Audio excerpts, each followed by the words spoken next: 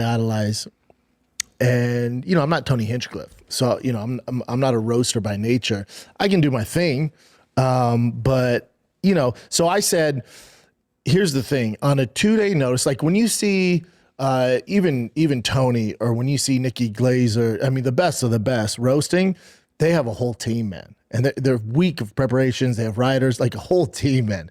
So I said, listen, typically how this works, and they wanted me to do like 10, 15 minutes.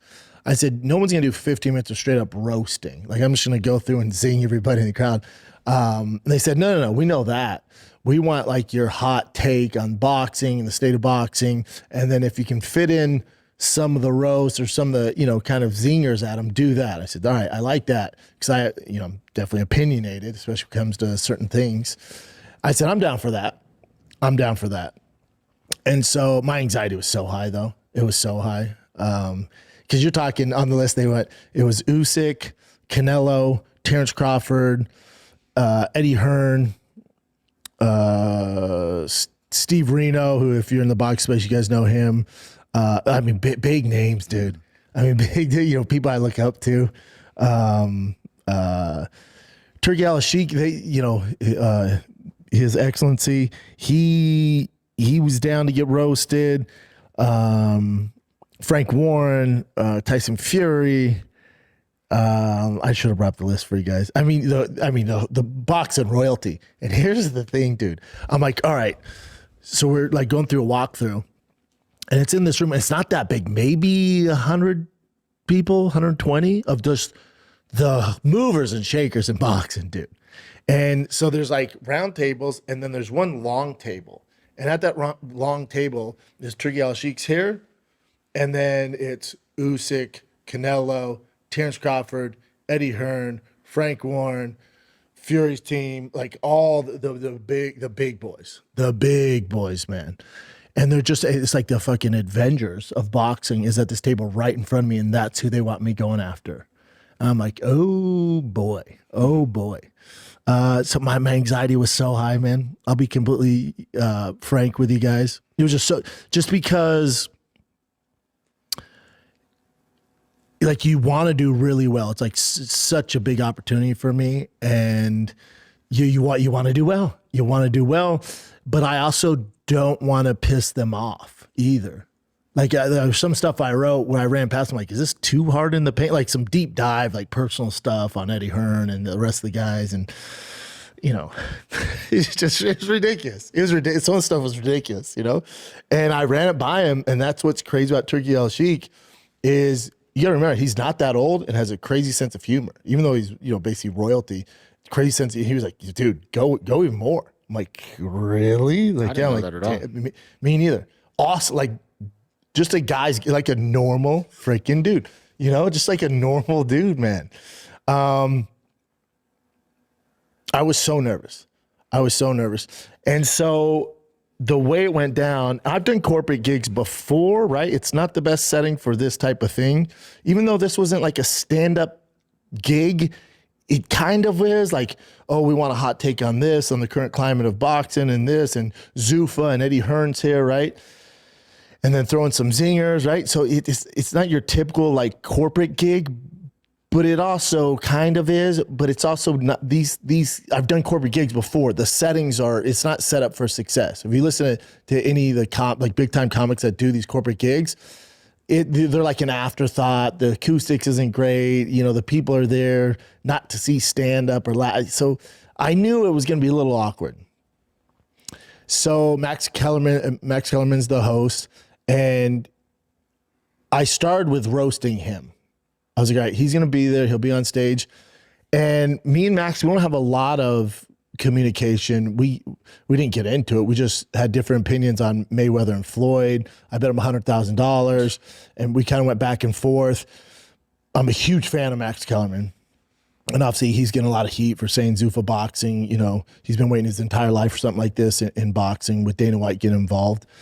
He's taking a lot of heat for it. And so he does the awards, and they're presenting Fight of the Year, Fight of the Year, Fighter of the Year, Female Fighter of the Year, Round of the Year. It's just the who's getting up. And then I'm looking at the clock. I'm not touching my food. My anxiety's through the roof. And I've gone over my routine like 10 times in front of my wife in the room. But I posted a video. My shirt didn't fit. So my mother-in-law, right, she got my stuff dry cleaned. She's like, mijo, try it on. I'm like, not a fit. And my arms have gotten bigger, right? I'm in shape. And it was shorter, and I couldn't bend my arms. So I just cut the sleeves off. So I look like a Chippendale. So I was dealing with that. Dealing with that. And so they're like, Schaub, you ready now? I'm like, yeah. They're like, we're gonna mic you up, take you in the back. I'm like, okay. And I'm like looking in the room, and remember, I'm the last one to go on. So the room's already a little bit like, all right, man, and everyone wants to talk and see each other, right? And I'm like, here we go. This is what you signed up for, Bubba. So I go in the back, and Max Kellerman's there. And you have some assumptions about people in the space, right? People have assumptions about me that they've never met me, right? And whether they think I'm an asshole, whatever it is, whatever your assumption is, but we've never met. You're going to base your opinion on people, maybe off Instagram or what maybe some other people said, right? Or things you've seen on their show or media. I get all that. I'm just as guilty as that. So with Max, I'm like, he probably doesn't like me. I bet he thinks I was talking shit during the Floyd Mayweather stuff. I get back there, and he's awesome. He was so cool, man. Just as smart as you think he is. And he was just like, buddy. As soon as I get in the back, he gives me a big hug. He goes, buddy, good luck, man. He's like, good luck, dude. He's like, they're so ready to get out of here. And I'm like, yeah, have they gone over it? He's like, kind of. He's like, but you and I can ad-lib this thing. We can freestyle. How do you think I should do it? I'm like, wait, so hold on. You're going to say, all right, good night, everybody. The lights go down, and then they're going to stand up and start moseying around talking because like cocktail hour after that. And then you go, all right, hold on, everybody. And then you turn the lights back on, and then you bring me out. He's like, yeah, that's what they're telling me to do. I'm like, oh, my dude, nobody's going to be paying attention. He's like, yeah, dude, you can literally do whatever you want up there, man. We and him were laughing the whole time, man.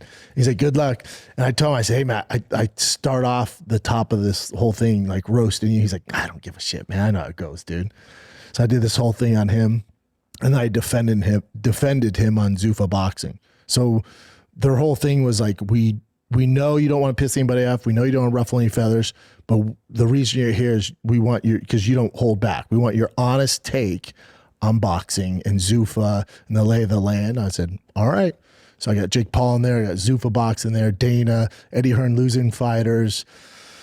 I asked Frank Warren if they didn't have Ozempic in UK because Fury's looking so thick all the time. And it's just like, it was so fun. Everyone was cool. I defend Max Kellerman, and it was awesome. It was awesome. Brendan Schaub went to the Ring Awards and interrupted some boxer on the red carpet, him and his wife, and made a fool of themselves. But other than that, I was like, why is Brendan Schaub at the Ring Awards? It's not like he presented or anything. But now we find out, so he has returned to stand-up comedy in some capacity, a corporate gig to do, it sounds like roast jokes, but to do like a whole set. And this is how you know he bombed. There's not one clip of any of this, which means he must have stunk it up. Now, if you go watch their live stream, you can see it's Max Kellerman hosting the show, then they end it. So I'm assuming they went off the air and then they brought Schaub up. Unless Schaub is so completely gone, he's just making all of this up, which is a slight possibility. But now I'm going to assume that he actually went up there, and I'm going to assume bombed horribly and tanked horribly because I haven't seen one stupid clip. You could know if Brendan Schaub went up there and had one successful joke, he'd be posting that on his Instagram everywhere. But other than that, he goes out there, he makes an idiot of himself. And you have to remember, Brendan Schaub got fired from stand-up comedy. He likes to claim that he quit, but he couldn't sell any tickets, and hence he can't do stand-up anymore. But he claims his last year of stand-up, The year he quit was his most successful, in which he made over 800 grand. But now, as his career fails and he tries to do every type of scheme on earth to come up with some money, one would think he would just return to stand up since he was so good at it. It obviously can make so much money and, according to him, sell tickets. So I guess Bappa is trying to ease back into stand up. I mean, come on, people. If he was going to try every goddamn scam in the book under the sun, did we really think he wasn't going to make a return to stand up comedy to try and get some dummy to try and pay him some money that way? Of course he is. So, but you know, I know, he knows, your mama knows, who doesn't even know who Schaub is, but she knows he bombed. He bombed squared. He stinks. He's not funny. And everyone knows that didn't go well. But let me know your thoughts in the comments.